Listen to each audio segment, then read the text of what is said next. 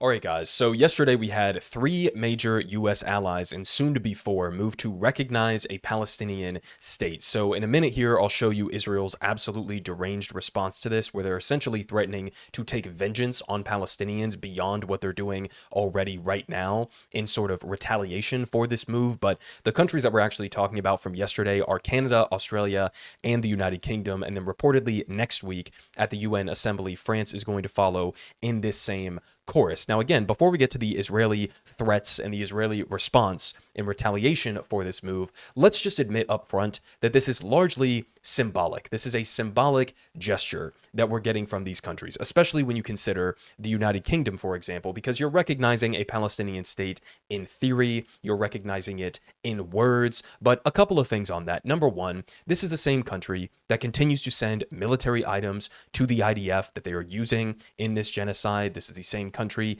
that continues their surveillance flights over Gaza and continues intelligence sharing with the IDF. This is the same country that continues to train Israeli Defense Forces, IDF soldiers, as a part of this genocide. So let's not pretend like this is them taking a firm, principled stance against genocide or moving in a real, concrete way to stop this genocide. Again, it's more of a symbolic gesture. A further question that I would have, number two, is what Palestinian state is actually being recognized here, right? Because Israel has completely obliterated the Gaza Strip. They're moving forward with an openly announced and declared plan to push the population to the south, to concentrate them into camps, and then eventually to expel or to ethnically cleanse the entire population out of Gaza and into surrounding countries or countries around the world. That's what they're doing in Gaza. In the West Bank, they are continuing to expand their illegal settlements. They are continuing to push Palestinians out of their homes and off of their land on a daily basis and fragmenting the West Bank into a million different enclaves. So what Palestinian state is even being recognized here, right? How can you recognize a Palestinian state if you cannot even honestly admit what Israel's plans are or what they're doing right now, both in Gaza and the West Bank, that are making a Palestinian state impossible? Or further question, what are you going to do about it in order to force an actual Palestinian state?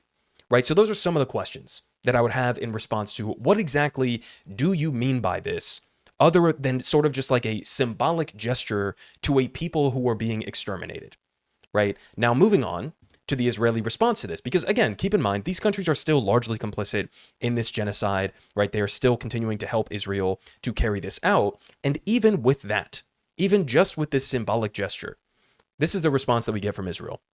So here from Barak Ravid, he says that Netanyahu said in a statement that he will announce the Israeli response to the recognitions after his planned meeting with President Trump on September 7th. Netanyahu is considering annexing parts of the West Bank in retaliation, but wants to get a green light from the United States. He is threatening, in essentially a blackmail operation here, he is threatening to take vengeance on Palestinians by fully annexing portions of the West Bank, which is, let's be honest about it, already at this point, fully under Israeli control. Right? It just hasn't been completely annexed on paper, but it's under Israeli control. And he's threatening to move forward with an expansion of formal annexation in response to these countries daring to recognize even the hypothetical existence of Palestine. Now, we also have Benjamin Netanyahu's full statement here, so I want to read to you what he said in full. And he put this statement out. I won't play the video because it's in Hebrew, so, take note of which audience this was addressed to. But here's what he said. I have a clear message for those leaders who recognize a Palestinian state after the horrific massacre of October 7th. Already here, it's just kind of remarkable to say that Palestinians don't deserve a state because of what happened on October 7th. When you look at the totality of what Israel has done since October 7th and also well before October 7th, like by any metric, if October 7th was some sort of a preventative to being deserving of a state, then what does that make Israel, right? But he continues, he says, you are granting a huge reward to terrorism, and I have another message for you. It will not happen. There will be no Palestinian state west of the Jordan, right? So keep this in mind when you see this absolute hyperbolic freakout from American politicians, from Western leaders, about phrases like, from the river to the sea, Palestine will be free, which is a call for liberation. It's a call for equal democratic and civil rights for all people between the river and the sea, right? It is a call for an end to an illegal, decades-long occupation and a slow-rolling ethnic cleansing. And you hear this freak out from Western leaders about how that is a genocidal phrase that is calling for the removal of Jews from the region, or it's calling for the destruction of the state of Israel. And in the meantime, you have the president or the prime minister of Israel, as well as many other Israeli politicians, as well as many IDF soldiers as well, who openly say things like this: there will be no Palestinian state west of the Jordan. So what he's saying here is, from the river to the sea, there will be only Israeli sovereignty. Palestinians will not have a state. They will not have equal rights. They will be either under occupation or, again, fully eradicated from the area that Israel claims as its own. That's what he's saying here. Now, he continues down here. He says, for years, I have prevented the establishment of this, what he calls terror state, in the face of tremendous pressures, both domestic and international. Right? Obviously, the word terror state, I think, if you were going to apply that to any country on the face of the planet, it would be to Israel. But he says, for years, I have prevented the establishment of essentially a Palestinian state. Again, keep this in mind, because this runs, he's admitting here, something that runs completely contrary to everything that we hear from Western leaders, right? The narrative is supposed to go, well, Palestinians have rejected a state every chance that they've had the opportunity to. You know, they refuse to negotiate in good faith, and so, of course, they don't have a state. Now, obviously, that's historically illiterate, right? It's not true, but that's the narrative that they try to sell. And again, here you have the Prime Minister of Israel himself, who's openly saying, I prevented this. Israel prevented the establishment of a Palestinian state, and we're going to continue to do so. So keep that in mind when you hear those narratives, right? We continue. He says, we did so with determination, and we did so with political wisdom. Moreover, we doubled the Jewish settlement in Judea and Samaria, which is the West Bank. It's what Israelis call the West Bank. And we will continue on this path. The response to the latest attempt to impose a terror state in the heart of our land will be given again after my return from the United States, where it is anticipated he's going to announce further annexation and expansion of Jewish settlements in the West Bank, in occupied Palestinian territory. So there you have Benjamin Netanyahu, again, just sort of saying everything out loud, making it explicitly clear exactly what their plans are. Now, we also have in Israeli media members of Benjamin Netanyahu's political coalition, his political party, again saying the quiet part out loud. Here we have a Likud Knesset member, this person, Gila Gamliel, who explains the goal of Israeli policy, saying, quote, we will make Gaza unlivable for humans until the population leaves, and then we will do the same for the West Bank. This is not the first time that we've heard from Israeli politicians that their goal is to eventually do to the West Bank what they have done to Gaza, which is to say a genocide, a full-blown ethnic cleansing, right? They don't hide this. There is no hiding this. Okay, so nobody can pretend as if, 10, 15 years from now, we didn't know what was going on at the time. No, they've been saying this kind of shit for the entirety of the last 2 years, and even well before that, right? The intentions are not unclear.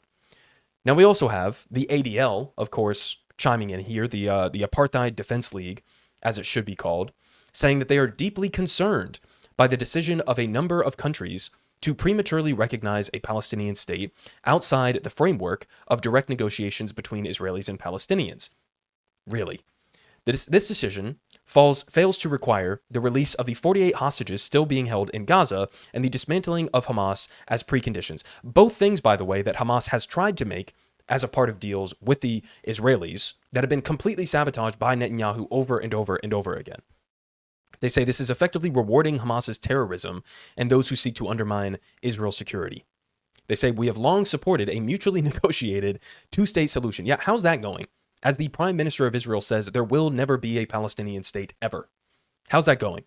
They say, however, this process requires direct negotiations, not unilateral declarations, as this only emboldens extremists and creates even more obstacles to future peace. No, the obstacle to future peace is the Israeli government. And in fact, there is no possible future peaceful resolution to this unless it is imposed on Israel from the outside. That is the only way that there will be any sort of peaceful resolution. They finish off, they say, beyond these immediate concerns, we know that one-sided rhetoric related to Israel and the conflict can create an atmosphere which adversely impacts the security and well-being of global Jewish communities. So, in other words, if you are anti-Israel, you are anti-Semitic, right? This is the purpose and the function of the ADL as an organization, is to defend Israeli genocide, to defend the ethnic cleansing in the West Bank, defend the apartheid, etc. That's their purpose. You can see it in statements like this, chiming in here to say, no, no, no, we don't need a Palestinian state. Now, we also had a statement here from Ofer Kassif, who is an Israeli politician who's basically been blacklisted and sidelined for daring to speak out against Israeli crimes and on behalf of Palestinians. And so he put out this statement in response to all of this. He says, as the world watches the Gaza genocide unfold before its eyes, the Israeli government sets its sight on the annexation of the West Bank. He says, how does Israel plan on annexing a territory with over 3 million Palestinians while maintaining a Jewish supremacist state? It's simple, by facilitating a massive ethnic cleansing campaign.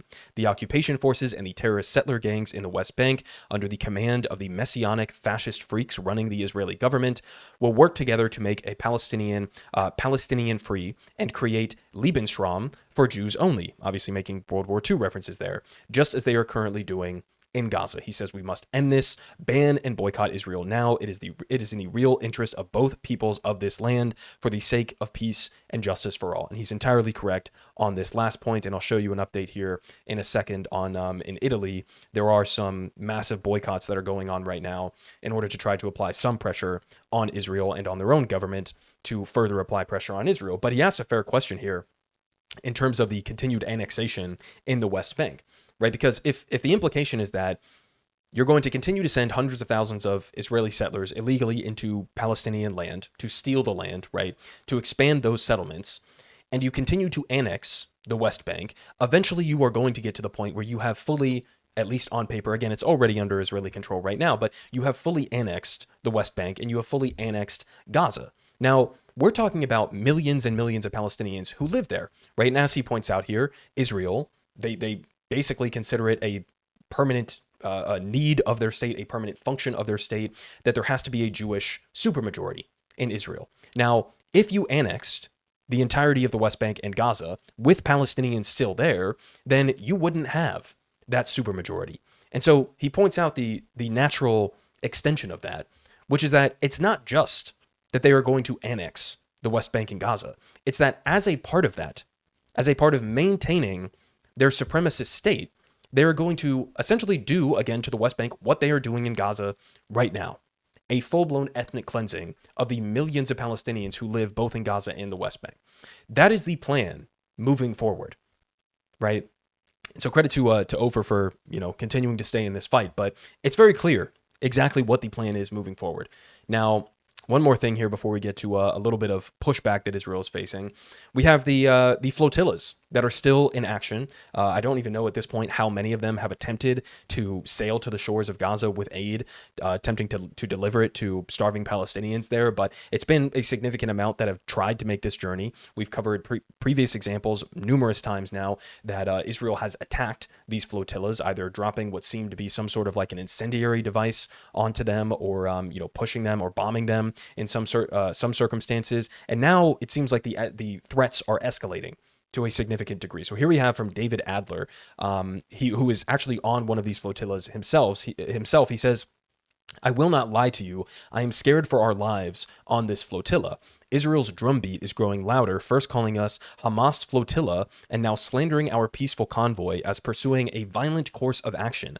All points in one lethal direction. Still, we sail on. So he's right. I mean, they started out calling it, what was it, like the selfie flotilla or something, the selfie ship or whatever. Then they called it the Hamas flotilla.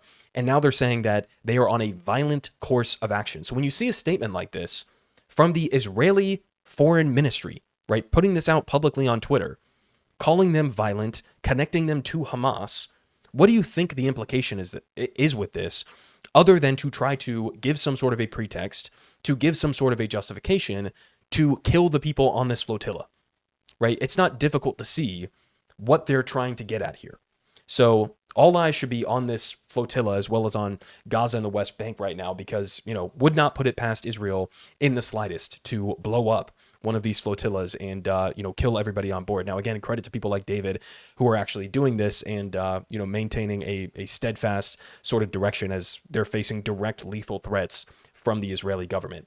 So we had that. And again, in the meantime, we do have some pushback that's happening at a grassroots level in a much more real way than we're seeing from the top level at many Western governments. So in Italy, workers went on strike in solidarity with Gaza, and they're saying it's brought up disruptions across the country. So there are hundreds of thousands of people part of numerous different sectors in the workforce, numerous different unions that were a part of this that, essentially called, I think it was a 24-hour boycott and a general strike in order to try to apply pressure both on Israel as well as their own government, to further apply pressure on Israel to end the genocide. So this is the kind of stuff that we need to see more of across the world, right? Because clearly Western governments aren't doing nearly enough to bring about an end to this. The one government that could actually end this overnight with a phone call, the United States of America, clearly isn't ending this anytime soon. So we need to step up the pressure, right? And protests are one thing, obviously important. Keeping up the battle in the information space is also important, and also things like this. Directly bringing about economic consequences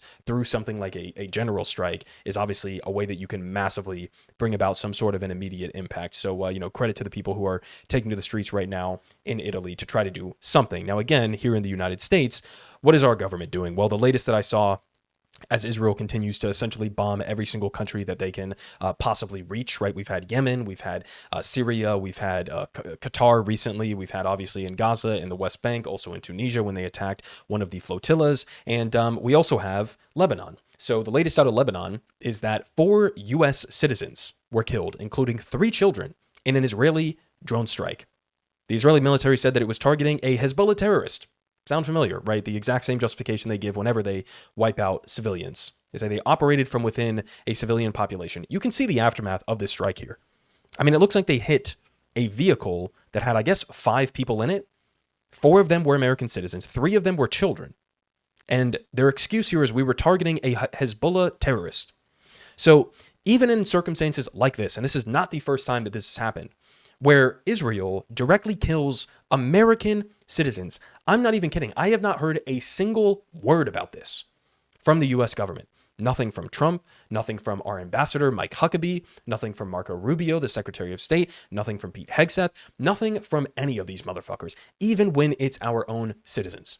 We will allow Israel to murder American citizens, right? If they do it, it's okay. They get a free pass. So I'll leave you guys off with that for today. Obviously, I'll have more for you guys in the coming days, likely another update tomorrow as we have this insane story that just broke near the United Nations where apparently there was like an Israeli mass sort of spy network ring that was uncovered with a bunch of different SIM chips, like 100,000 different SIM chips, as well as hundreds of different servers that were capable of, bringing down telecommunications in the U.S. So absolutely insane story that I'll have for you guys, hopefully on that tomorrow. And there's your update for today. I mean, again, you like to see somewhat of a trend in the right direction in terms of the recognition of a Palestinian state, but much more concrete action is going to need to be taken in order to actually bring about an end to this.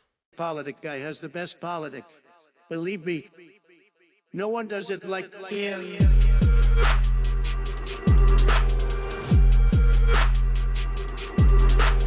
Believe me, everyone is saying